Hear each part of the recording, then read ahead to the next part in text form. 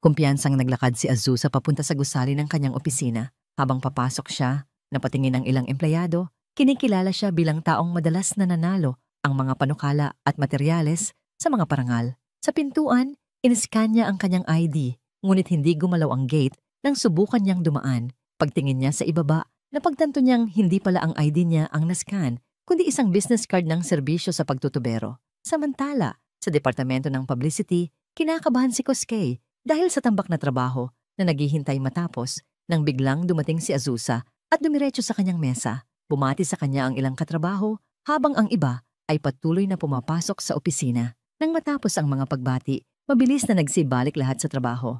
Lumapit si Minori kay Azusa, dala ang isang problema. Isa sa mga influencer na kanilang kinontak para sa promotion ay hindi na available. Tinanong niya kung may solusyon si Azusa. Malamig na pinaalala ni Azusa kay Minori na responsibilidad niya ang ayusin ang problemang iyon at dapat ay dumating siya na may dalang panukala sa halip na humihingi ng ideya. Gayunpaman, iminungkahi ni Azusa na kung hindi makakasali ang influencer, maaari silang gumamit ng stand-in dahil marami pang ibang talento na maaring gamitin para sa proyekto. Pagkatapos ay lumapit siya kay Koskei, iniabot ang mga dokumentong inayos niya para sa kanya upang maipasa ito sa planning department. Napansin ang magulong mesa ni Koskei, pinagalitan niya ito dahilan upang dalidali niyang linisin ang kanyang mesa. Di nagtagal, tinawag si Azusa ng kanilang boss na si AG. Habang papalapit siya, dalawang katrabaho ang humanga kung gaano siya kaaasahan, bagamat napabulong si Koskei na nakakatakot din talaga si Azusa. Napilitang sumang-ayon ang dalawang babae at inamin na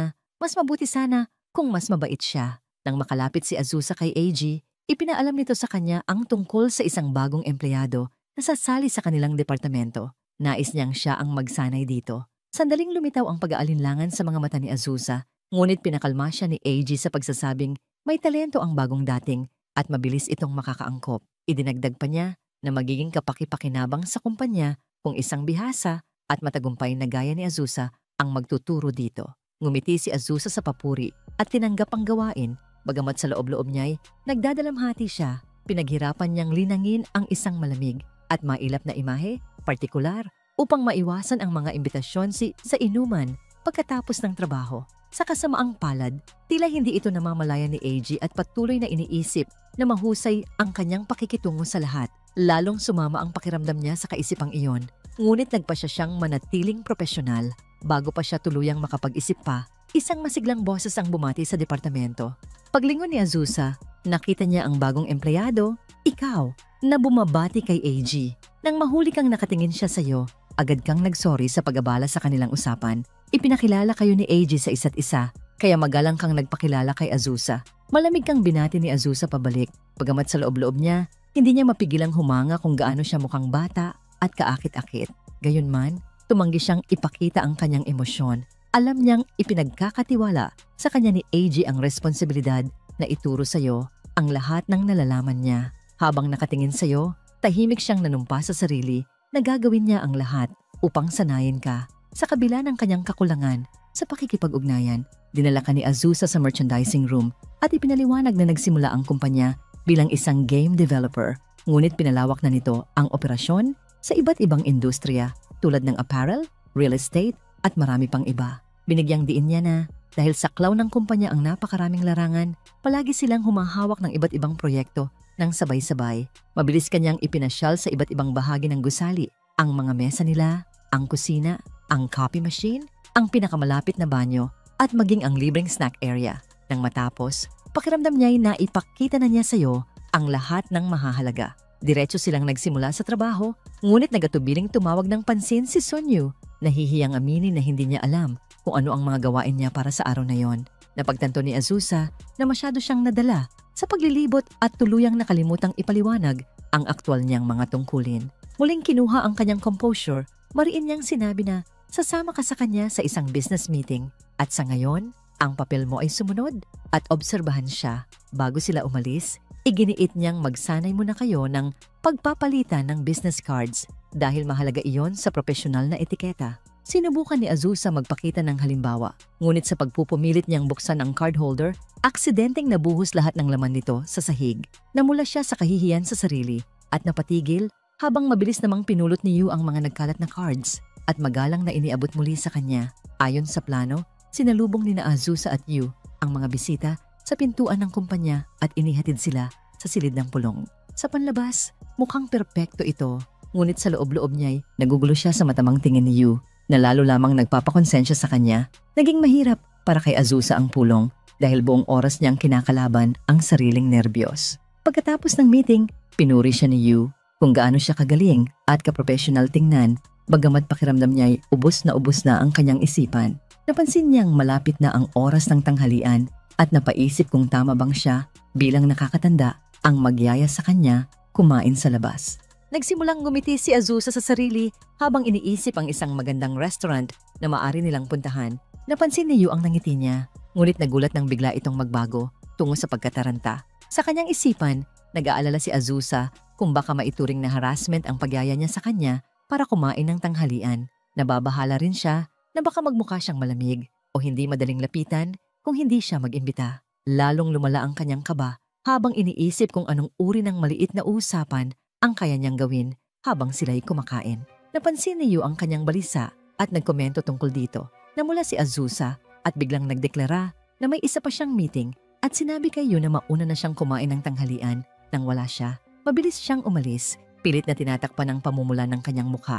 Nang makalayo siya, dumulas siya pababa sa pader at napabuntong hininga. Iniisip kung paano niya matuturuan si Yu, gayong kahit simpleng pakikipag-ugnayan ay napakahirap para sa kanyang personalidad.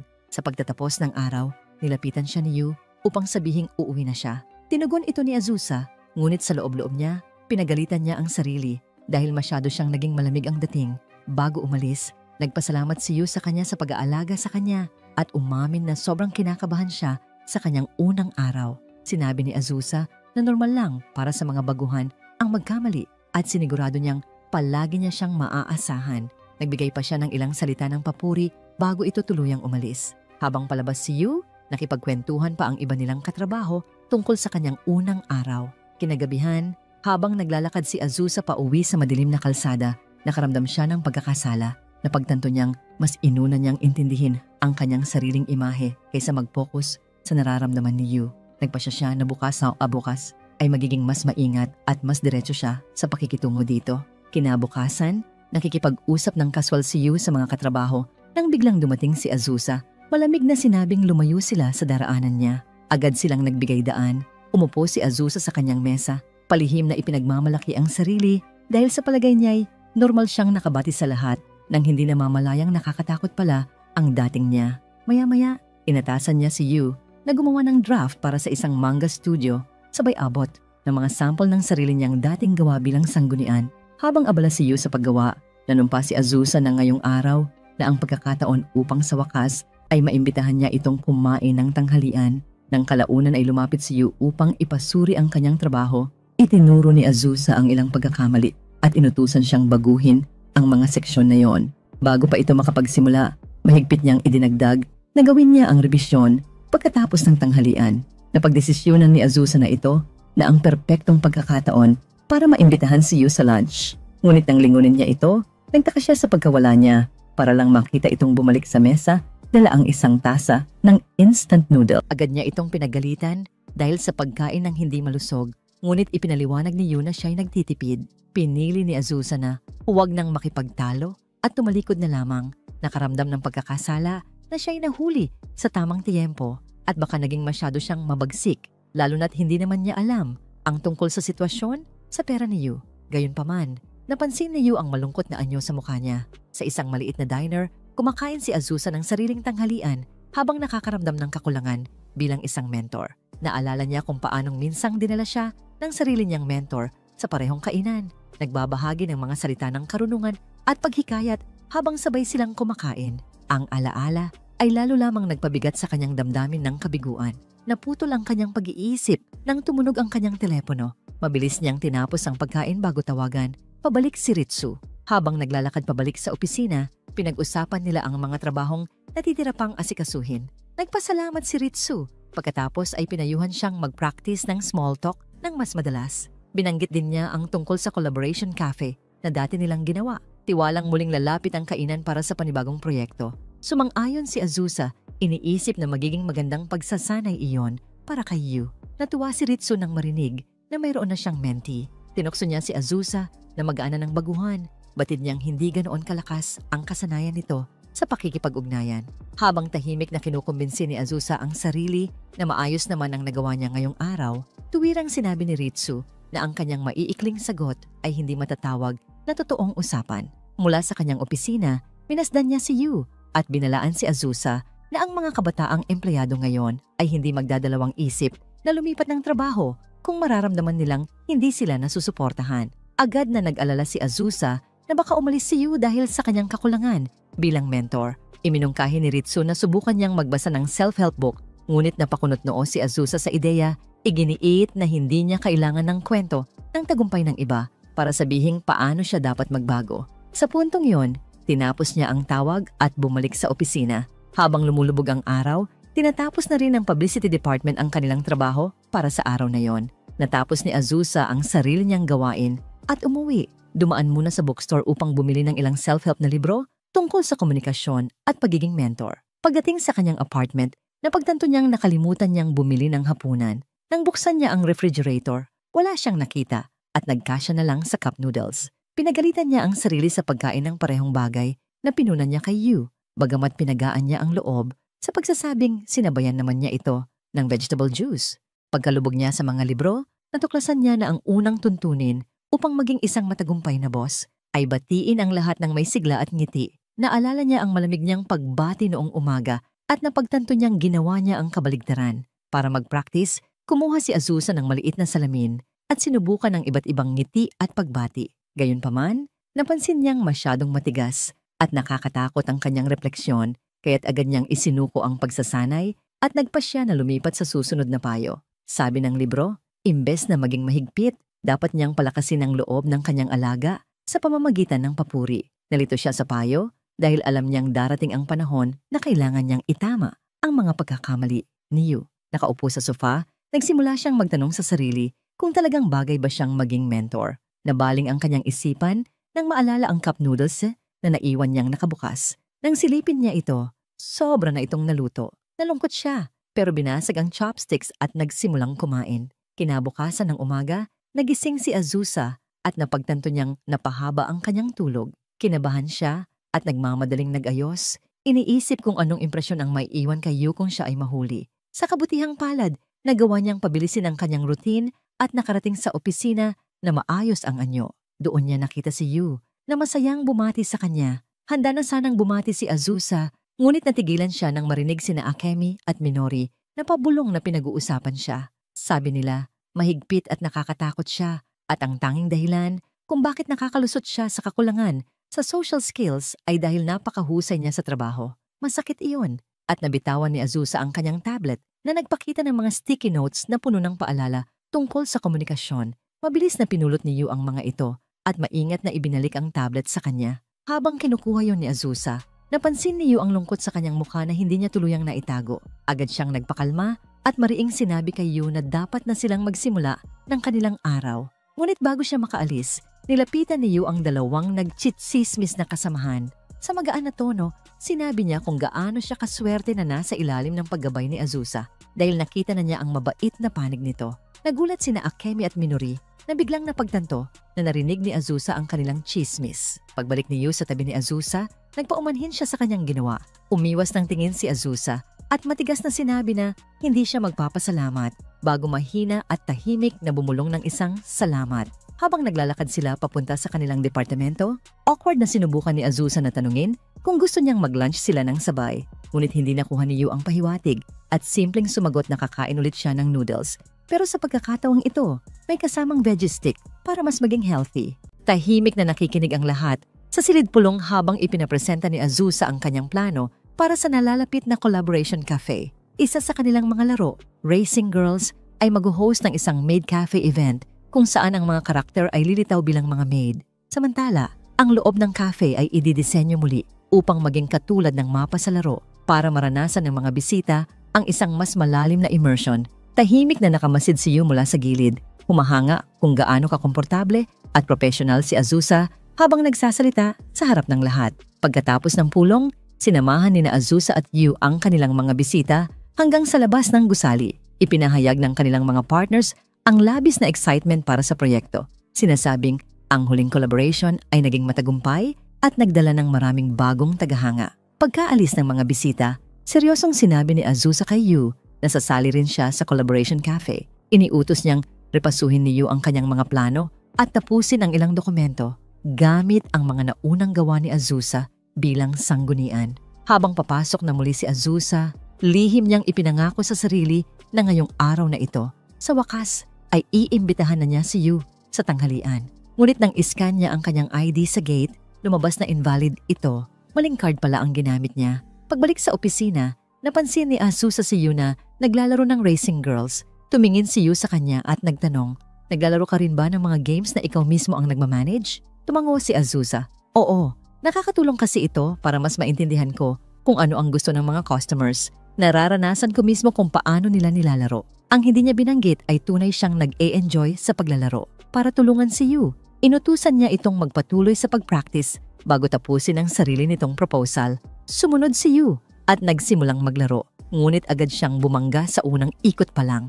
Nagdesisyon si Azusa na magpakita ng halimbawa. "Pahiram ng phone mo," sabi niya. Lihim na natutuwa na magagamit rin sa wakas ang kanyang gaming skills sa pagtuturo. Bago pa man siya pumasok sa kumpanya, isa siyang hardcore gamer at nagtrabaho pa bilang part-time game tester noong kolehiyo. Hanggang ngayon, mas pinipili pa rin niyang maglaro kaysa lumabas kasama ang iba. Kinuha niya ang telepono ni Yu at nagsimulang maglaro. Ngunit agad niyang napansin na mas mahirap ito kaysa inaasahan. Napagtanto niyang dahil pala ito sa paggamit ng telepono imbes na controller. Iba ang controls at hindi siya sanay. Habang nakasandal siya at kusang sumusunod ang katawan sa bawat liko, hindi niya napansin na nasa gilid na pala siya ng sofa hanggang sa bigla siyang natumba. Parehong nagulat si Yu at Azusa sa pagkakahulog. Determinado siyang maibalik ang kanyang dangal kaya sinabi niyang gusto pa niya ng isa pang round. Upang maibsan ang hiya ni Azusa, iminungkahi ni Yu, "Mag-versus mode na lang tayo para makapag-practice." Pagbalik nila sa kanilang mga mesa, hindi pa rin mapakali si Azusa sa nangyari kanina.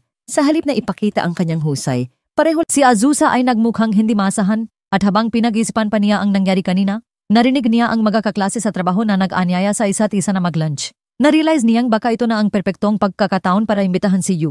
Tumingin siya sa kanya, ngunit halos hindi lumabas sa bibig niya ang magasalita. Nakatuon si Yu sa kanyang monitor, kaya napaniwala niya ang sarili na hindi pa ito ang tamang oras. Bago pa siya makapagdesisyon, tinawag siya ang isang katrabaho para humingi ng tulong. Agad siyang tumayo at tinulungan ito. Pansamantalang isinantabi ang inisip tungkol kay Yu. Samantala habang nagtatrabaho si Yu, may naging problema siya at napalingon para magtanong kay Azusa. Ngunit wala na ito sa upuan niya. Nakita niyang abala ito sa pagtulong sa iba sa unahan, kaya naghintay muna siyang makabalik ito. Ngunit bago pa niya ito matawag, tinawag naman siyang kanilang section head, kaya agad siyang umalis matapos siguraduhin kaya ng katrabaho niya ang natitirang gawin. Isang kasamahan sa opisina ang nagyayang mag-lunch kay Yu, sinasabing may gusto itong pag-usapan. Narinig ni Azusa ang bahaging usapan at nainis sa sarili dahil muli niyang namiss ang pagkakataon. Sinubukan niyang mag-focus sa trabahong ibinigay ng kanilang section head, ngunit lagi pa ring bumabalik sa isip niya si Yu. Labis ang ginhawang naramdaman niya nang marinig na tinanggihan ni Yu ang alok. Ipinaliwanag nitong may baon na siyang pagkain. Bagaman nabala pa rin sa meeting, gumanang loob ni Azusa sa narinig. Pagbalik niya sa desk, nagpasya siyang imbitahan na si Yu sa lunch, ngunit bigla niyang naalala na may baon na ito. Naisip niyang baka pwede na lang siyang mag-imbita para sa susunod na araw, ngunit natakot siyang baka maging masyadong agresibo at mapalitan lang ito. Habang nag-alinlangan pa siya, narinig niya ang kaluskos ng plastic bag. Paglingon niya, nakita niyang naglalabas si Yung cup noodles.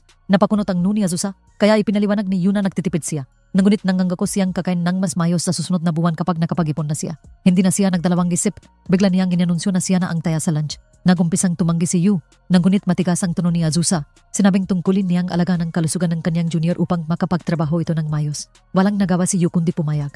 Pagdating nila sa restaurant, napangiti si Azusa ng palihim. Sa wakas, naimbitahan na niya si Yu sa lunch. Habang naghihintay ang paken, nalala niya ang dating mentor niya kung paano siya tinuruan kung ano ang tamang asalan-gisang empleyado. Nakatitik siya sa kawalan, hindi niya napansin na iniabot na ni Yu ang tissue at basong tubig sa kanya. Mga simpleng galaw na siya mismo ang gustong ituro rito. Napansin ni Yu ang tila may inisip na malalim si Azusa at bubuksan na sana ang bibig para magtanong. Ngunit dumating ang waitress upang kunin ang order nila. Nang dumating ang paken, nagitlas Yu ay umorder lamang ng salad. Sinermunan siya ni Azusa habang naglalagay ng malaking hiwa ang steak mula sa kanyang plato papunta sa salad ni Yu bago pa ito makatanggi. Nakunot ang noo ni Azusa, iniisip na hindi maganda ang simula ng kanilang tanghalian. Ngunit nang matikman ni Yu ang pagkain, biglang lumiwanag ang kanyang mukha sa sarap nito. Nagpasalamat siya at umamin na yon ang una niyang maayos na pagkain matapos ang ilang araw. Hindi niya napigilang tanungin bakit ka ba nagtitipid ng husto? Ngunit agad niya rin itong pinagsisihan dahil tila masyadong personal ang tanong. Sandaling nag-alinlangan si Yu bago umamin na bumili siya ng mamahaling model kit at nagpa siya na magbawas sa pagkain dahil doon. Sa kanyang gulat, hindi siya hinusgahan ni Azusa. Sa halip, kalmado niyang sinabi, walang masama sa pagbigay sa mga bagay na gusto mo, pero huwag mong pabayaan ang kalusugan mo. Tumango si Yu at nangakong magbabago. Habang tahimik namang nangako si Azusa sa sarili, natitigilan na niya ang pagpupuyat para lang maglaro ng bagong games. Upang pagaanin ang usapan, sinabi ni Azusa, dapat mag-practice pa tayo sa racing game para mas mapalakas ang proposal natin. Kinagabihan, naglaro si Azusa ng racing game ng ilang oras hanggang sa wakas ay nakuha niya ang unang pwesto gamit lamang ang mobile controls. Gumulong ang kanyang tiyan sa gutom. Paalala na hindi pa siya kumakain. Binuksan niya ang ref at nakita lamang ang 2 itlog at walang udon noodles, kaya't nagtimpla na lang siya ng instant curry noodles at uminom ng vegetable drink. Habang tinitingnan ang pagkain, napaisip siya na wala rin siyang karapatang sermonan si Yu tungkol sa pagkain dahil pareho lang pala sila. Kinabukasan, naglakad si Azusa papuntang opisina na halatang mas pagod kaysa karaniwan.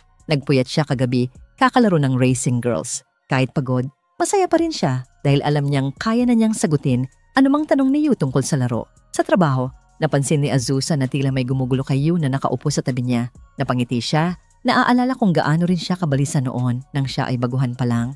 Naalala niya ang payo ng kanyang mentor. Kapag may tanong ka, huwag mahihiyang magtanong agad. Ang payong iyon ang nagpatibay sa relasyon nila ng kanyang senior noon. Kaya't marubdob niyang sinabi kay Yu, dapat agad kang magtanong sa akin kung may gusto kang malaman. Ngumiti si Yu at nagpasalamat, ngunit sabay sabing maayos lang siya. Medyo nabigla si Azusa sa sagot, lalo't plano pa naman niyang tulungan ito ngayong araw. Pagbalik niya sa trabaho, pasulyap-sulyap siya kay Yu, umaasang magtatanong ito, pero walang nangyari.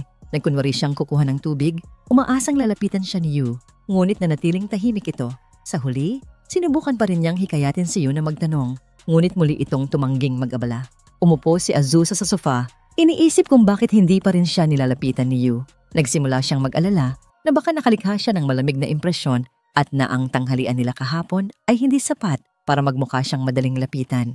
Napagpasyahan niyang simple lang ang solusyon. Kailangan lang niyang imbitahan muli si Yu ngayong araw. Kung maipapakita niya kung gaano siya kaaasahan at masiguro niyang maayos ang kinakain nito, marahil ay magiging komportable na itong lumapit sa kanya kapag may kailangan. Bit-bit ang plano, naglakad si Azusa pabalik sa opisina, determinado na imbitahan si Yu sa tanghalian. Ngunit bago pa siya makalapit, narinig niyang nag-uusap si Yu at ang ilan nilang katrabaho tungkol sa plano nila para sa lunch. Sumang-ayon si Yu na sumama at maging siya pa ang nagsabing dapat isama rin si Azusa, ngunit mabilis iyong tinanggihan ng iba. Sinabi nila na si Azusa ay hindi naman sumasama kailanman at bihira ring dumalo sa mga party ng kumpanya. Kita sa mukha ni Yu ang gulat, ngunit pumayag pa rin siyang kumain kasama nila. Nang marinig ni Azusa ang mga yabag nilang papalabas, agad siyang tumakbo palayo. Umaasang hindi siya nahuling nakikinig.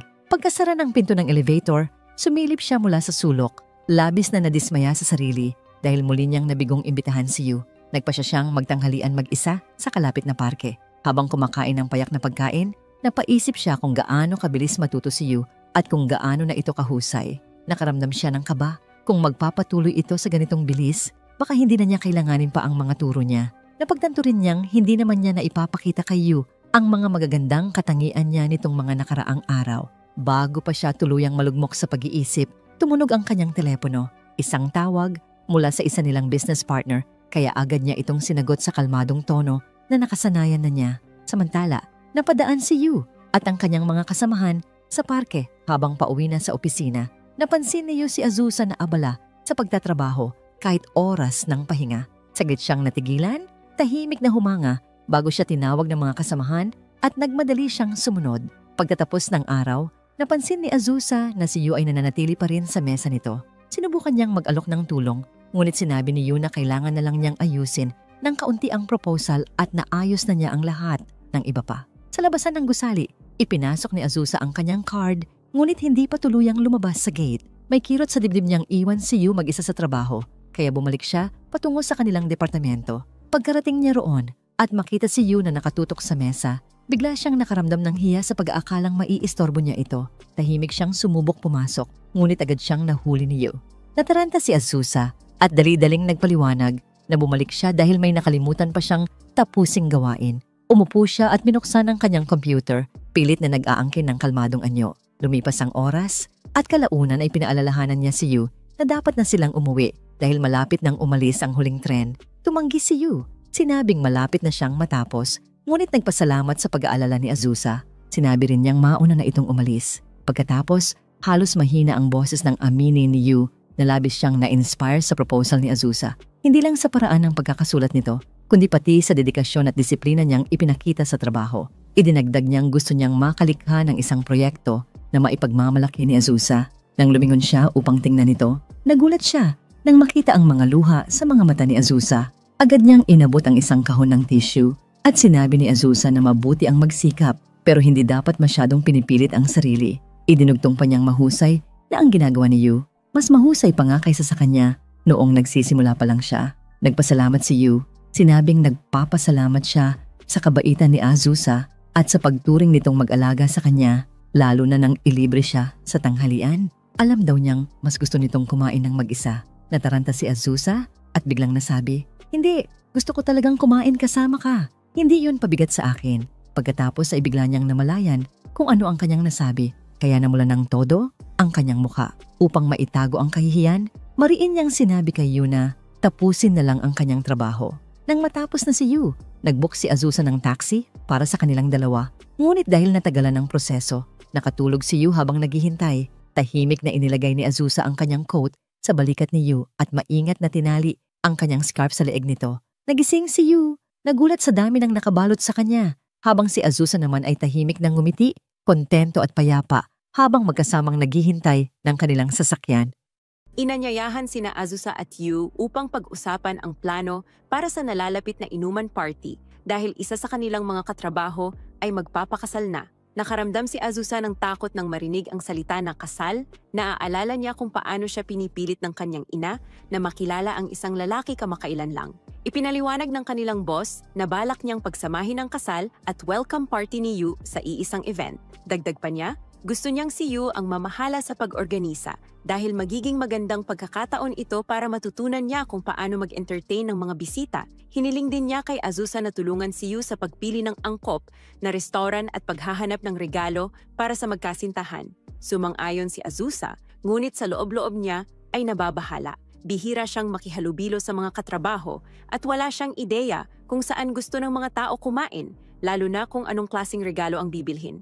Pagkatapos iwan ng kanilang boss sa kanila ang paghahanda, nagpanggap si Azusa na tiwala sa sarili at sinabi na magsisimula na sila agad sa pagpaplano. Hindi naglaon, napunta sila sa isang luxury goods store. Tumingin si Yu ng mausisa, iniisip kung anong uri ng regalo ang pinakamainam.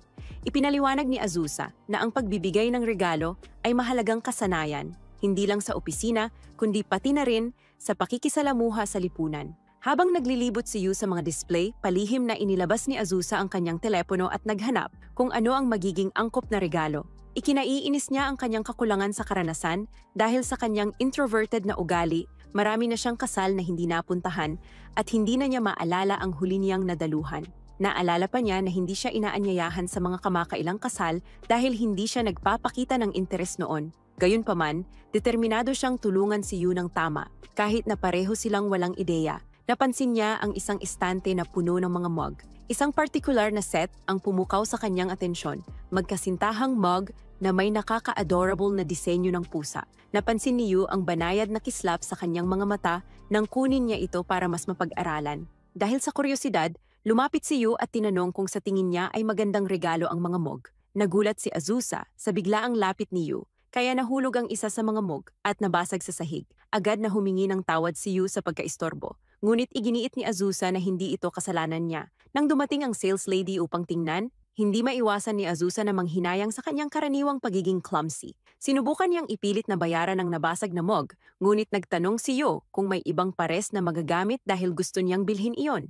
Nagprotesta si Azusa, sinabing dapat siya ang magbayad, ngunit ipinaliwanag lang ni Yu na gusto niya ang disenyo at kinagamit niya rin ito mismo. Bago pa makapagtalo si Azusa, nasa counter na si Yu at binabayaran ng set. Naramdaman ni Azusa ang pagkatalo at nangako sa sarili na hahanap siya ng perpektong regalo para sa magkasintahan. Habang nag-iikot sa kanyang telepono, ipinagmamalaki niya ang kanyang kakayahan sa pananaliksik, na hinubog sa pamamagitan ng mga tao ng sobrang interes sa mga laro. Matapos ni Yu ang kanyang binili, buong kumpiyansa niyang sinabi na sundan siya ni Yu dahil naisip na niya ang perpektong regalo. Pagkatapos nilang mamili, huminto sila para uminom ng kape. Nagpasalamat si Yu kay Azusa sa magandang ideya ng pagbili ng pares ng tuwalya para sa mag-asawa, sabay sabi na sana'y magustuhan nila kung gaano ito kamalambot. Dagdag pa niya na nagulat siya na iniinom ni Azusa ang kanyang kape nang walang halong gatas o asukal. Nagkumpiyansa si Azusa at ipinaliwanag na kapag may idinagdag sa kape, nadudurog ang orihinal nitong lasa. Namangha si Yu pero inamin na mas gusto niya ang kape na may kaunting asukal. Uminom siya ng isang lagok at matagal na tiningnan ni Azusa ang kanyang tasa. Nagtataka kung bakit kailangan niyang magmukhang pretensyoso. Naalala niya ang kanyang mentor na palaging umiinom ng itim na kape sa kanyang harapan at gusto niyang gayahin iyon upang magmukhang sopistikado. Pinipilit niyang kumbinsihin ang sarili na ang kape ay para lang manatiling gising. Umiinom siya ng lagok ngunit agad na sumigaw dahil sa mapait na lasa. Napansin ni Yu ang kanyang reaksyon at inalok siyang magdagdag ng cream or asukal, kung saan mabilis siyang sumagot na dapat dalhin niya ang pareho. Matapos i-adjust ang kanyang inumin, gumaan ang kanyang pakiramdam hanggang sa mapagtanto niyang napahiya siya sa harap ng kanyang junior. Upang makabawi, binago ni Azusa ang usapan, sinabi na dapat nilang ituloy ang susunod na gawain, ang magreserba ng venue para sa party. Dahil nakatakda ang selebrasyon bago ang Golden Week, nag-aalala siya na karamihan sa mga lugar ay maaaring puno na. Kinuha nila ang kanilang mga telepono upang maghanap ng magandang mga restaurant. Habang pinag-uusapan ni Yu ang mga posibleng lugar, nahulog ang atensyon ni Azusa sa kanya at tahimik siyang pinagmamasdan. Sa halip na magtuon sa mga suhestyon niya, nagsimulang mag-isip si Azusa kung mahilig ba uminom si Yu at iniisip ang maliliit na bagay na natutunan niya tungkol sa kanya. Napansin ni Yu ang titig niya at sinubukan siyang kunin ang atensyon. Ngunit biglang tinanong ni Azusa kung nag-e-enjoy ba siya sa pag-inom. Inamin ni Yu na hindi siya masyadong mahilig sa alak. Natulala si Azusa sa tuwa, masayang natuklasan na pareho sila ng pananaw. Nakam sa sarili, huminahon siya at sinabi na hindi kailangan pilitin ang sarili dahil mas masarap uminom kapag kasama ang mga taong komportable ka. Nagpasalamat si Yu sa sinabi niya na relieve na hindi niya kailangang magpanggap, ngunit nabanggit niya na narinig niya na kadalasan ay hindi dumadalo si Azusa sa mga drinking party dahil naramdaman ang pag-aalala sa tono niya. Tiniyak ni Azusa na dadalo siya dahil ipinagdiriwang din sa party ang kanyang welcome sa kumpanya. Pinayuhan ni Azusa si Yu na ayos lang tanggihan ang imbitasyon sa pag-inom kung hindi niya gusto. Naramdaman ni Yu ang kapanatagan sa sinabi niya, ngunit biglang inamin na gusto rin niyang uminom kasama siya balang araw. Nagulat si Azusa sa sinabi at agad na napabulalas na wala siyang nakikitang silbi sa pag-inom kasama si Yu. Agad niyang pinagsisihan ang mga salita. Pinagsisihan ang sarili sa loob ng ulo dahil napakalamig ang tunog ng sinabi niya, samantalang sinubukan lang ni Yu na maging magiliw. Hindi niya makita kung paano niya ito mababawi, kaya mabilis niyang kinuha ang kanyang telepono at sinabi na kailangan nilang magreserba ng restaurant sa lalong madaling panahon. Kinabukasan, naglakad si Azusa patungong trabaho habang pinapasan pa rin ang guilt sa pagtanggi kay Yu. Pagdating sa kanyang desk, napansin niya ang mug na may pattern ng pusa sa tabi ng kanyang computer. Tinanong niya si Yu tungkol dito at kinakabahang ipinaliwanag nito na kailangan niya talaga ng isang mug lang. Dagdag pa niya, napansin niya kung gaano kahilig si Azusa sa set na iyon, kaya ipinagkaloob niya ang isa bilang tanda ng pasasalamat. Naantig at nahihiya, awkward na sinabi ni Azusa na gagamitin niya ito bilang toothbrush holder. Sa gabing iyon, naganap na ang beer party. Si Azusa ang naatasang magbigay ng opening toast. Pinanatili niyang maikli ang salita, sinasabi sa lahat na dapat nilang sisihin ang kanilang boss dahil siya ang pinapagawa nito at wala siyang anumang sentimental na mensahe na inihanda. Binuong niya ang kanyang baso para batiin ang kanyang kasamahan sa engagement at pinangunahan ang cheer. Habang nakaupo sa tabi ng bagong engaged na kasamahan at ng kanilang boss, pinasalamatan siya sa pagtulong sa pag-set up ng lahat at sa wakas ay pagsali sa isang company event. Nang inalok siya ng kanyang boss ng inumin, magalang siyang tumanggi. Sa halip ay nagbuhos para sa kanya bilang paggalang habang pinupuno ang sarili niyang baso ng tsaa. Tumingin siya kay Yu na nakaupo sa ibang grupo at tahimik na nag-aalala kung kumusta siya. Lumapit si Suven Kuro kay Yu, tinatanong kung kumusta na siya kay Azusa.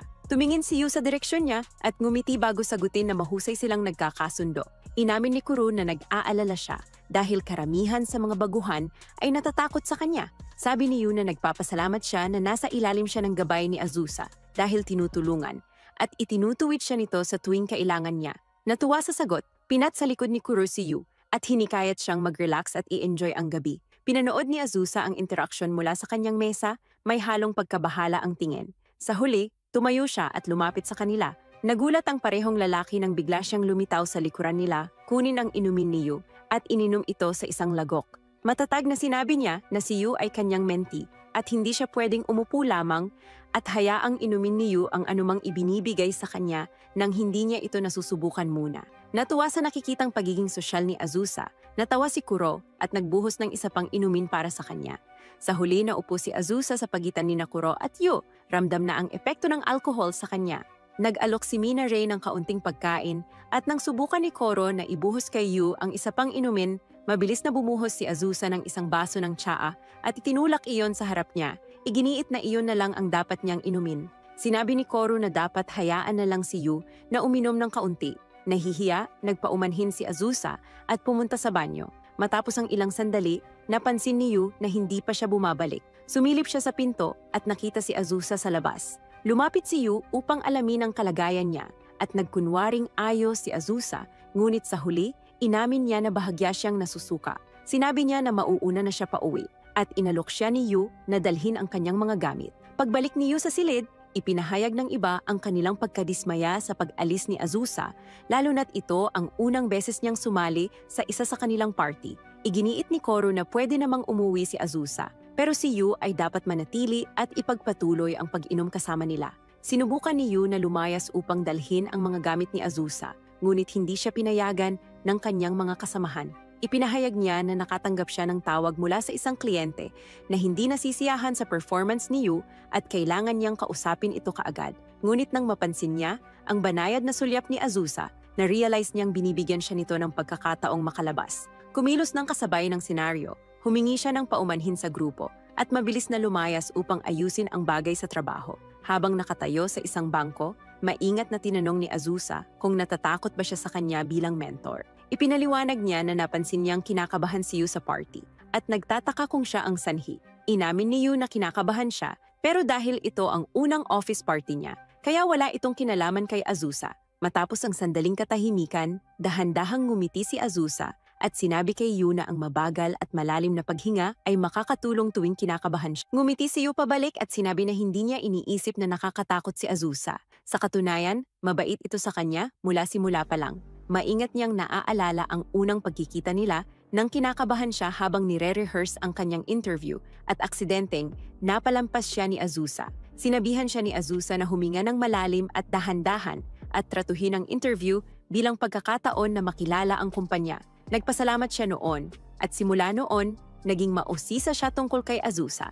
Bigla, tumayo si Azusa mula sa kanyang upuan at nagsimulang maglakad ng mauna. Nagulat si Yu at napabulalas na gusto niyang makipag-inom sa kanya balang araw. Sa kanyang pagkagulat, tinanggap ni Azusa ito sa isang pabirong tono. Inamin na gusto niyang turuan siya ng maraming bagay at matuto rin mula sa kanya. Tumaas ang kalooban ni Yu sa kanyang tugon, ngunit agad itong napalitan ng pag-aalala nang mapansin niyang nagiging hindi matatag ang mga hakbang ni Azusa. Bago siya makapag-react, muntik nang bumagsak si Azusa, sa wakas ay naramdaman niya ang epekto ng alak. Kinabukasan, sinaway ni Azusa si Yu dahil hindi pa siya naligo. Humingi siya ng paumanhin at ipinaliwanag na matapos niyang samahan si Azusa pauwi, na-miss niya ang huling tren at natutulog sa bahay ng kaibigan, kung saan agad siyang nakatulog. Nadama ni Azusa ang guilt sa kwento niya hanggang sa mapansin ang bahagyang lipstick stain sa kanyang damit. Agad siyang humusga at inisip na nanatili siya sa bahay ng girlfriend. Napansin din ito ni Kuro at itinuro. Bago makapagpaliwanag si Yu, naglakad na si Kuro. Kumbinsido na may girlfriend si Yu, hindi na mapigilan ng kanyang kuryosidad, iginiit ni Azusa na kailangan niyang ipaliwanag ni Yu. Nahihiya, ipinaliwanag ni Yu na ang lipstick stain ay galing mismo kay Azusa noong tinulungan niya itong sumakay sa taxi noong nakaraang gabi. Namula ang mukha ni Azusa. Nahihiya, iginiit niyang hubarin ni Yu ang kanyang damit upang makabili siya ng bago, ngunit mabilis itong umatras dahil sinusubukan niyang hubarin siya sa gitna ng opisina. Bago pa lumala ang sitwasyon, tumawag ang kanilang boss. Tinanong niya kung pwede ba silang pumalit sa kanyang lugar sa isang business trip sa Okinawa sa panahon ng Golden Week. Sa biyahe sa eroplano papuntang Okinawa, pinaalalahanan ni Azusa si Yu na may puno silang iskitsule sa araw na iyon. Ngumiti si Yu nang may kumpiyansa at nangako na gagawin niya ang kanyang makakaya. Pagkatapos, itinutok ni Azusa ang kanyang tingin sa dagat sa ibaba at agad siyang nahumaling sa kumikislap na asul na tubig. Paglapag nila, sinalubong sila ng isang representante ng kumpanya at ipinaalam na magkakasabay silang sasakay sa kotse papunta sa shooting location. Masigla ang biyahe sa kotse, puno ng usapan at kwentuhan ng shooting team. Habang nag-uusap ang iba, ni-review ni Yu ang kanyang mga notes at tahimik siyang pinanood ni Azusa hanggang sa marating nila ang destinasyon. Nagsimula ang photoshoot ng maayos. Sina Shiko, ang modelo, ay madaling nakasabay sa ritmo, kaya ang shoot ay tila walang kahirap-hirap. Si Yu, na in charge sa pagkuha ng behind-the-scenes footage, ay nagtanong kay Azusa kung pwede silang mag-record sa break time. Kinumpirma ni Azusa na may permiso na sila, ngunit pinaalala na sabihan ang sinumang nais niyang kunan. Tinanong ni Yu kung bakit si Azusa mismo ay naka-swimsuit. Akala niya sina Shiko lamang ang magsusuot. May halong pride. Ipinaliwanag ni Azusa na hindi magalang na sina Shiko lamang ang nakadamit ng ganito, kaya nagdesisyon siyang sumali para hindi maging awkward ang sitwasyon. Nag-alinlangan si Yu at nagsabi na hindi naman ito kailangan dahil bahagi ng trabaho ni Shiko ang swimsuit modeling. Ngunit nang mapansin niyang naihiya si Azusa, agad niyang binawi ang sinabi. Inaamin na hindi niya talaga alam ang tungkol sa etiquette sa swimsuit shoot. Biglang hinampas ng hangin ang sun hat ni Shiko papunta sa dagat. Agad, sumisid si Azusa at nagawang mabawi ito. Ipinakita niya ang hat ng may kumpiyansa, nakangiti sa lahat sa tagumpay. Pagbalik sa Pampang, iniabot niya ang hat sa isang assistant na nagpasalamat at agad namang inalok siya ni Yu ng tuwalya. Tumanggi si Azusa, piniling magpatuyo ng natural at proud na sinabi na talagang magandang ideya ang magsuot ng swimsuit. Sinabi ni Yu na siya rin ay magsusuot ng swimsuit sa susunod na shoot. Nang ma-realize ni Azusa kung gaano siya kasigla kanina, bigla siyang nagkaroon ng self-awareness. Dumating ang isang staff member at pinuri si Azusa sa kanyang figure. Nang abutin niya ang braso ni Azusa, may nag-iba sa pakiramdam ni Yu at may narinig na tunog mula sa kanya na nagpahinto sa sitwasyon. Dahil sa atensyon nila ngayon kay Yu, nangangamba niyang sinabi na sina Shiko ay nasa break at kailangan niyang tingnan ito. Agad na humingi ng tawad ang staff member at lumayo dahil kailangan din niyang bumili. Habang umaalis, magaan na hinaplos ni Azusa ang braso ni Yu bilang pasasalamat sa pagtigil sa lalaki. Magkasama silang pumunta kung saan nagpapahinga sina Shiko, ngunit hindi maalis ni Yu ang pakiramdam ng kaunting pagkabahala. Mabilis silang gumalaw sa iba't ibang lokasyon para sa shoot, aktibong kinukunan ni Yu ang lahat at tumutulong kung saan siya kailangan. Laging malapit si Azusa, tinitiyak na nakikisama siya ng maayos sa buong team. Sa pagtatapos ng araw, lubos ng pagod si Yu. Habang nagpapahinga siya, tinapik ni Azusa ang malamig na bote ng tubig sa kanyang pisngi at inalok ito sa kanya, nag-aalala na baka ma-dehydrate siya. Malalaking lagok ang iniinom niya habang pinagmamasdan siya ni Azusa nang may pagmamahal, pinupuri ang kanyang pagsisikap. Nang mapagtanto niyang nasabi niya iyon nang walang kahirap-hirap na mula ang kanyang mukha. Upang itago ang hiya, sinabi niya sa kanya na tapusin ang bote at biglang lumakad palayo. Gabing iyon, ipinagdiwang ng team ang matagumpay na unang araw ng photoshoot. Masaya ang lahat na nasa Okinawa, na-enjoy ang trabaho at ang kumpanya. Pinupuri nila si Azusa sa mahusay na pag-organisa ng kanyang schedule kaya maayos ang lahat. Pinapasalamatan din nila si Yu sa pagtulong. Biglang naging buhay ang stage nang magsimulang mag-whistle ang mga performers upang makuha ang atensyon ng lahat. Nagsimula ang tradisyonal na musika at inimbitahan ng mga performers ang lahat na sumayaw.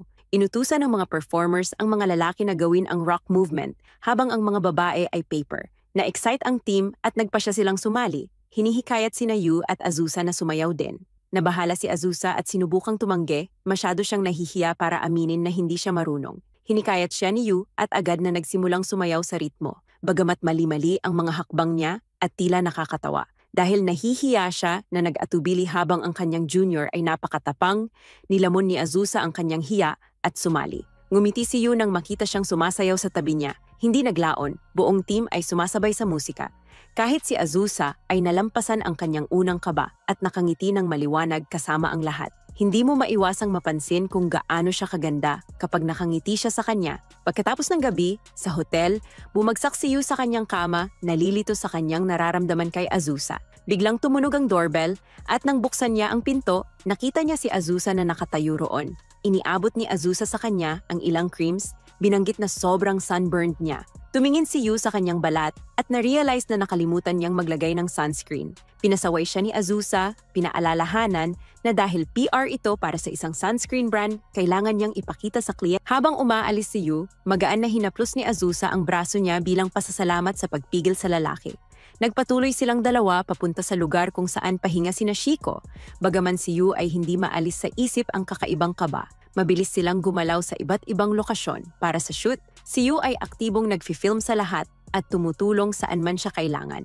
Laging malapit si Azusa, tinitiyak na maayos ang pakikitungo ni Yu sa ibang miyembro ng team. Pagsapit ng hapon, si Yu ay lubos ng pagod. Habang nagpapahinga, dinampi ni Azusa ang malamig na bote ng tubig sa kanyang pisngi at inaalok ito, nag-aalala na baka siya ma-dehydrate. Uminom siya ng malalaking lagok ng tubig habang si Azusa ay nagmamasid ng may pag-aaruga. Pinupuri ang kanyang sipag at tiyaga. Nang mapagtanto niyang sinabi niya iyon ng kaswal lamang na mula ang kanyang mukha. Upang itago ang hiya, sinabi niya na tapusin niya ang bote at biglang lumakad palayo. Kinagabihan, nagdiwang ang team ng matagumpay na unang araw ng photoshoot. Masaya ang lahat na nasa Okinawa, nasisiyahan sa trabaho at sa samahan ng isa't isa. Pinupuri nila si Azusa dahil sa mahusay niyang pagpaplano ng schedule, kaya ang lahat ay maayos na umuusad.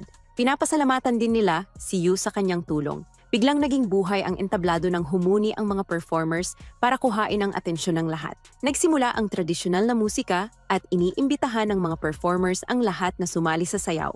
Inutusan nila ang mga lalaki na gawin ang rock movement habang ang mga babae ay paper movement. Na-excite ang buong team at sumali rin sa sayaw, hinihikayat sina Yu at Azusa na sumayaw. Nag-alinlangan si Azusa at sinubukang tumanggi. Masyado siyang nahihiya na aminin na hindi siya marunong. Hinihikayat siya ni Yu at agad siyang sumayaw ayon sa ritmo. Kahit na hindi tugma ang kanyang mga hakbang, kaya mukhang katawa-tawa siya. Dahil nag-alinlangan siya habang matapang ang junior niya, nilunok ni Azusa ang kanyang hiya at sumali rin sa sayaw. Ngumiti si Yu nang makita siyang sumasayaw sa kanyang tabi. Hindi nagtagal, lahat ng miyembro ng team ay sumayaw at gumalaw ayon sa musika. Naitagumpay ni Azusa na malampasan ang kanyang kaba at nagyayabang na ngumiti kasama ang lahat. Hindi mo maiwasang mapansin kung gaano siya kagandang tumingin habang nakangiti kay Yu. Pagkatapos ng gabing iyon, bumagsak si Yu sa kama sa hotel, litong-lito sa kanyang nararamdaman kay Azusa. Biglang kumunot ang doorbell at nang buksan niya ito, nakita niya si Azusa nakahinto sa harap. Iniabot ni Azusa ang ilang creams at ipinaliwanag na sobra siyang na-sunburn. Tumingin si Yu sa kanyang balat at napagtanto na nakalimutan niyang mag-sunscreen. Pinagsabihan siya ni Azusa, pinaalalahanan na dahil nag-PR sila para sa isang sunscreen brand, kailangan niyang ipakita sa kliyente na ginagamit niya ito talaga. Nagsimula si Yu sa paggawa ng plano para sa Khaled Cafe, ngunit naabala siya nang mapansin si Azusa na nakatingin sa dagat, ang kanyang mukha ay maliwanag at maganda. Habang naglalakad sila pabalik sa bagong hotel, nakaramdam si Yu ng sigla, masaya na ang kanilang huling araw ay ginugol sa pagbisita sa iba't ibang kafe. Napagtanto niya kung gaano iba ang pakiramdam sa mga kafe sa Okinawa kumpara sa mga nasa Tokyo. Samantala, nagmumuni-muni si Azusa tungkol sa pagiging seryoso ni Yu sa kanyang trabaho. Kahit mahaba ang oras ng trabaho, hindi siya nagreklamo at ginamit pa niya ang kanyang libreng oras upang magpatuloy sa trabaho. Umaasa si Azusa na kahit mostly para sa trabaho ang trip, nag-enjoy pa rin si Yu.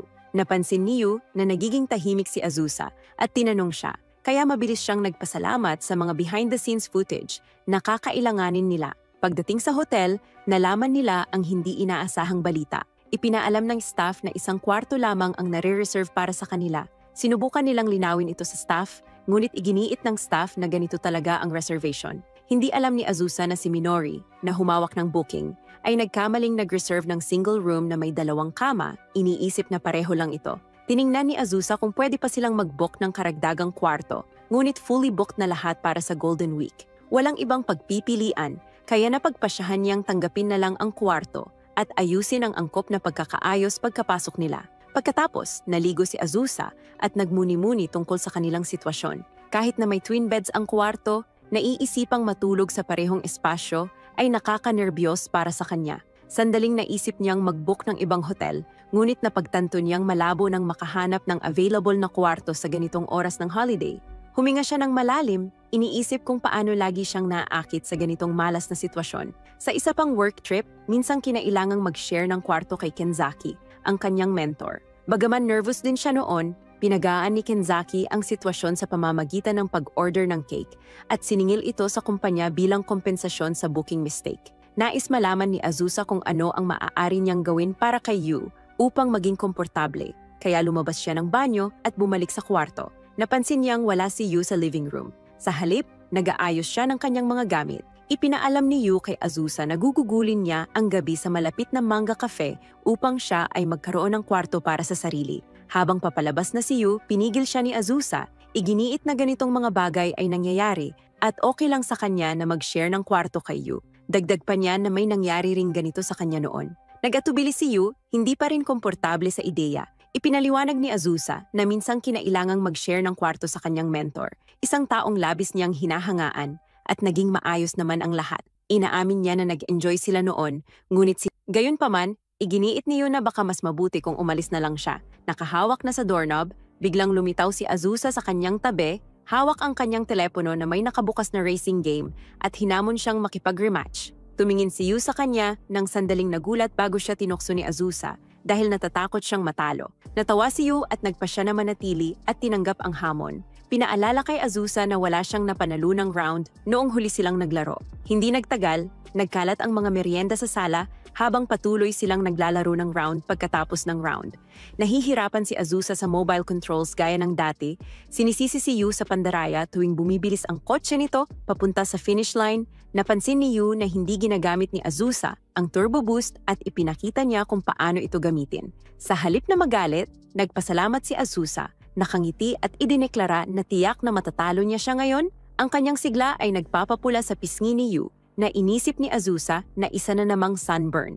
Tinukso niya si Yu dahil nakalimutan na naman ang sunscreen at mabilis na umalis si Yu upang bumili ng dagdag na inumin. Sa vending machine, huminga ng malalim si Yu, sinusubukang unawain ang kanyang nararamdaman. Ang pag-iisip na nakabahagi si Azusa ng kwarto kasama ang kanyang mentor ay nagdulot ng kakaibang kirot sa dibdib niya. Na-realize niya na naiinggit siya dahil may hinahangaan si Azusa. Pagbalik niya, natagpuan niyang mahimbing na natutulog si Azusa sa kama, mahigpit na hawak ang kanyang telepono. Ngumiti siya ng banayad at nag-isip na matulog, ngunit biglang gumalaw si Azusa at nagreklamo na masyado siyang natagalan.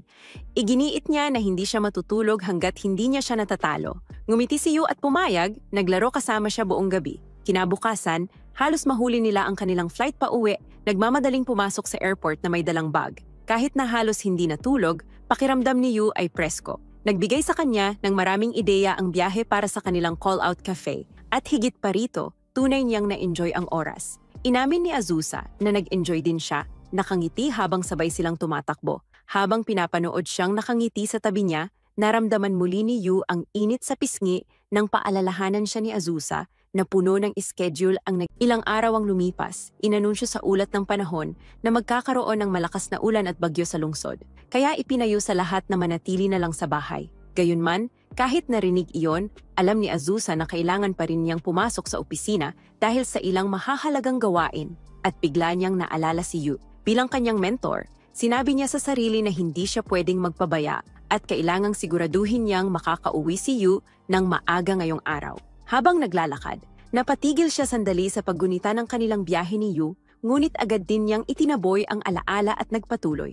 Naghanda siya para sa ulan, nagsuot ng waterproof boots at nagdala ng tuwalya. Ngunit nang makalabas na siya ng bahay, nakalimutan naman niyang dalhin ang payong. Pagdating niya sa opisina, nagulat siya nang makita si Yu na nandoon din at napagtanto niyang silang dalawa lang ang naroon. Hinimok niya si Yu na tapusin agad ang trabaho upang makauwi silang maaga, kaya nagsimula silang magtrabaho ng sabay. Medyo kinakabahan si Azusa dahil silang dalawa lang ang magkasama, hindi gaya ng dati na maraming tao sa paligid. Pinilit niyang kumbinsihin ang sarili na ayos lang iyon. Tutal, minsan na rin silang nagkasama sa iisang kwarto.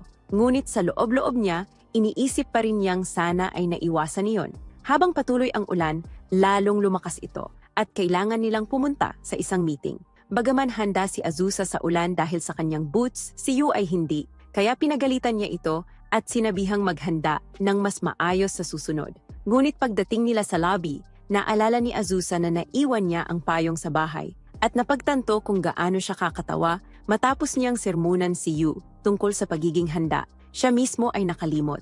Doon iniabot ni Yu ang isang payong sa kanya. Tinangka ni Azusa na tumanggi, ngunit naglabas si Yu ng isa pang mas maliit na payong. Sabay-sabing palagi siyang nagdadala ng dalawa. Lalo tuloy nahiya si Azusa, pakiramdam niya ay lalo siyang naging tanga. Sa labas, habang bumubuhos ang malakas na ulan, pinilit nilang lumakad sa gitna ng hangin at tubig. Habang si Azusa ay tuyo sa ilalim ng malaking payong, si Yu naman ay hirap na hirap sa mas maliit niyang dala. Nang makita ito, itinakip ni Azusa ang kanyang payong sa kanya at iginiit na gamitin ni Yu ang mas malaking payong, ngunit tumanggi ang lalaki at naglakad na lang sa ilalim ng maliit na payong, basang-basa sa ulan. Hindi na nakatiis si Azusa. Pinilit niya si Yu na gamitin ito, sinabing hindi siya pwedeng pumasok sa meeting na basang-basa. Ngunit imbes na kunin ng mag-isa, hinawakan ni Yu ang payong upang pagsaluhan nilang dalawa. Namula si Azusa nang magdikit ang kanilang mga kamay at magkasabay silang naglakad papunta sa meeting. Sa ilalim ng iisang payong. Sa ilalim ng payong, ramdam ni Azusa ang init ng katawan ni Yu na bahagyang dumidikit sa kanya. At doon lang niya napansin kung gaano pala ito katangkad. Pagdating nila sa pulong, ipinakita nila sa mga kliyente ang iba't ibang produkto ng kumpanya. Si Yu ang nanguna sa presentasyon at habang pinagmamasdan siya, labis na humanga si Azusa sa kanyang galing. Ngunit kasabay ng paghanga, naramdaman din niya ang inis sa sarili. Pakiramdam niya ay isa lamang siyang senyorang walang silbi sa tabi ni Yu, kaya ipinangako niya sa sarili na pauuwiin niya ito ng maaga. Pagbalik nila sa opisina, pinunasan ni Azusa si Yu gamit ang tuwalya niya. Habang nag-e-enjoy si Yu sa pag-aalaga niya, naalala ni Azusa ang pusa nila sa bahay. Parehong cute at parang gusto niyang asikasuhin. Pagkatapos, isinasabit ni Yu ang kanyang jacket sa upuan, ngunit napansin ni Azusa na mali ang pagkakahang nito. Kinuha niya ito para ayusin at nang makita kung gaano kalaki ang sukat, napangiti siya at naglaro-laro. Isinusuot pa ito sa sarili. Sakto namang bumalik si Yu dala ang kape at nadatnan siyang suot ang kanyang jacket. Namula si Azusa sa hiya at napasigaw ng kaunti. Ngunit bago pa siya makapagtago, biglang kumidlat at dumagundong ang kulog. Dahilan para mapaatras siya palayo sa bintana. Napansin ni Yu kung gaano siya natakot. Kaya inalok niya itong maglaro ng word game para maibsan ang kaba. Sa kalaunan, natawa rin si Azusa at unti-unting humupa ang bagyo. Nang magdilim na, sinabi ni Azusa kay Yu na umuwi na siya ng maaga. Tinanong ni Yu kung siya'y mananatili pa at ipinaliwanag ni Azusa na magtatrabaho siya mula sa bahay kinabukasan kaya gusto niyang tapusin ang ilan pang gawain. Tinanong ni Yu kung maaari siyang tumulong at dahil doon, nagliwanag ang mga mata ni Azusa. Pinakiusapan niya si Yu na kunin ang isang dokumento sa Departamento ng Benta habang siya naman ay dadalo sa isang online meeting. Habang papalayo, napaisip siya kung gaano kabait talaga si Yu. Sa Departamento ng Benta, nakasalubong ni Yu ang isang pamilyar na mukha at agad silang nagbatian ng masigla. Nang mapansin ng lalaki na libre si Yu, humingi siya ng tulong basta't wala raw itong ibang ginagawa. Pumayag si Yu nang walang pag-aalinlangan. Samantala, matapos ang meeting ni Azusa, tuwang-tuwa siya sa paniniwalang naipauwi na niya si Yu ng maaga. Ngunit sa kanyang gulat, paglingon niya, naroon pa rin ito sa opisina. Ipinaliwanag ni Yu na tinulungan lang niya ang isang kaibigan, ang parehong taong tumulong sa kanya noon habang naghahanap pa siya ng trabaho. Galit na galit si Azusa. Mabilis siyang naglakad papunta sa Departamento ng Benta at nang makita niya ang lalaki, sinabon niya ito ng husto, sinabihang huwag ipasa sa kanyang alaga ang sariling trabaho. Sinabi ng lalaki kay Azusa na hiniling lang daw niya ang tulong ni Yu kung libre ito. Ngunit hindi naniwala si Azusa sa palusot na iyon.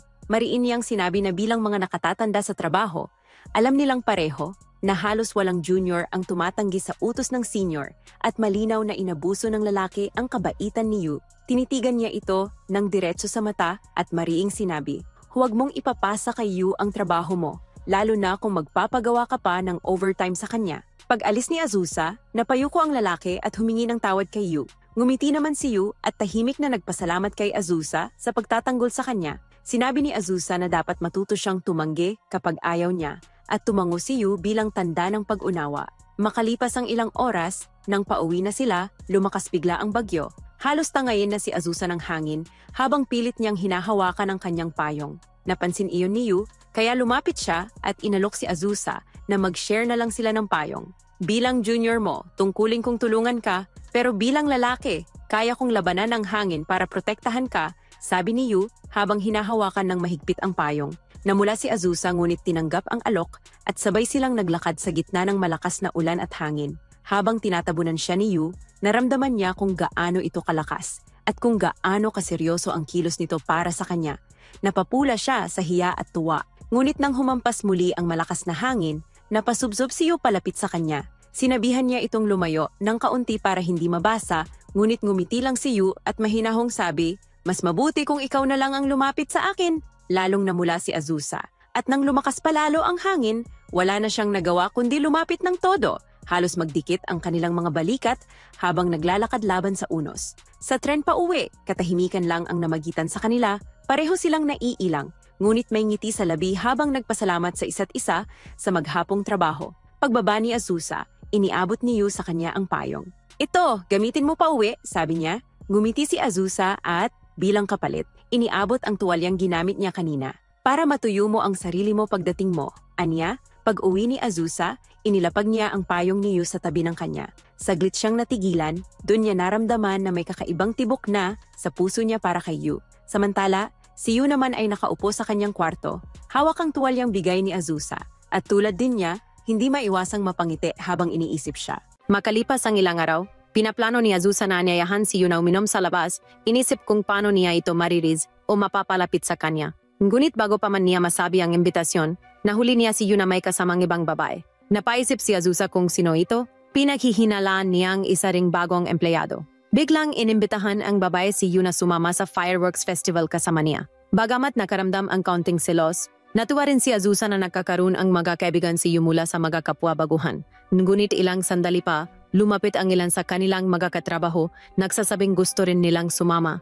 Tahimik na naginit ang ulo ni Azusa, inisip na magiging ilang lang ang magabaguhan kung may mga senior na sasama. Kaya't tumayo siya at sinabing gusto rin niyang sumama. Nang marinig iyon, natakot ang magkakatrabaho at agad na umatras, binawi ang plano nilang sumama. Kaya panalo si Azusa sa sitwasyong iyon.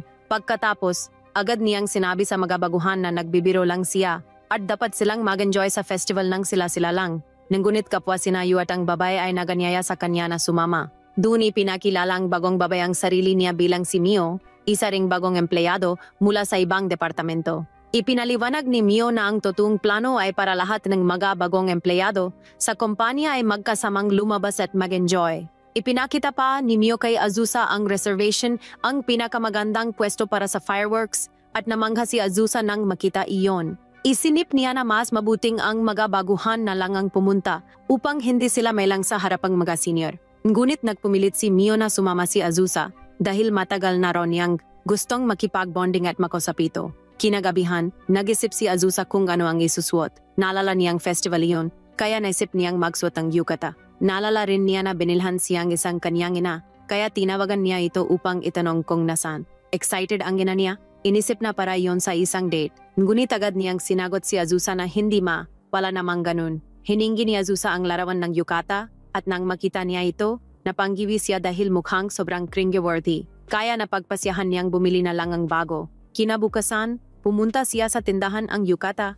kinakabahan habang pumipili kung alin ang bibilhin. Sinubukan siyang tulungan ng isang tindera, ngunit malamig ang naging tugon ni Azusa kaya ito'y umalis na lang. Habang tinitingnan ang katalogo, biglang naisip ni Azusa kung anong klaseng yukata ang magugustuhan ni Yu. Napahinto siya, namula, at nailang sa sariling inisip, kaya agad na pumiling disenteng yukata at tinapos ang pamimili. Pag-uwi ni Azusa, sinubukan niyang matutunan kung paano isuot ang yukata sa pamamagitan ang mga video sa YouTube. Ngunit kahit ilang video na ang napanood niya at ilang oras na ang ginugol, hindi pa rin niya may suot ng mayos ito. Kaya kinabukasan, nilapitan niya si Mio, at nang mabanggit niya ang tungkol sa pagsusuot ng yukata, sinabi ni Mio na wala naman talagang balak magsuot ang yukata ang sinuman. Doon napagtanto ni Azusa na masyado siyang na-excite. Ngunit dahil sa ideya ni Azusa, napagpasyahan ni Mio na magsuot din ng yukata at nang marinig iyon, agad na tinanong ni Azusa kung paano ito'y sinusuot ni Mio. Sinabi ni Mio na pumunta siya sa salon para tulungan ng mga eksperto. Kaya napagpasyahan ni Azusa na pumunta rin sa salon. Pagkatapos ang kanilang pag-usap, nakasalubong ni Mio si Yu at pabirong binanggit ang tungkol sa plano ni Azusa na magsuot ang yukata. Medyo na-excite si Yu sa imaheng iyon. Dumating ang araw ang fireworks festival. Naghihintay sina Yu, Mio, at ang iba pang mga baguhan sa pagdating ni Azusa. Ngunit ipinagtanggol ni Yu si Azusa, sinasabing hindi pagkatapos nilang magpakilala sa isa't isa, nagtungo na sila sa festival. Ang gunang ginawa nila ay humanap ng makakain. Sinabi ni Azusa na gusto niyang malamig na noodles. Ngunit sagot ni na Yu at Mio, Wala raw ganun dun, kaya nirekomenda nila ang takoyaki. Nang marinig iyon, biglang naglabas si Azusa ng kanyang pitaka at ibinigay ito sa kanila, parang isang sugar mommy. Nang tanggihan siya ang dalawa, sinermunan sila ni Azusa, sinasabing mahal ang pagkain sa mga stall, kaya dapat gamitin nila ang kanyang pera. Walang nagawa ang dalawa kundi tanggapin ito. Pagbalik nila, dala nila ang takoyaki, isang pagkain hindi pa kailanman natikman ni Azusa. Nang subukan niya ito sa unang pagkakataon, napaso siya ng todo, kaya nataranta ang lahat at binigyan siya ang shaved ice para lumamig ang bibig niya. Habang kumakain sila, nagbiruan sina Mio at Yu, at nakaramdam ang selos si Azusa dahil hindi naman siya binibiro ni Yu sa ganung paraan. Pagkatapos, naglalarong shooting game sina Yu at Mio sa perya habang pinapanood sila ni Azusa. Habang nakatingin siya sa dalawa, nakita niya ang dalawang taong masayahin at mabait.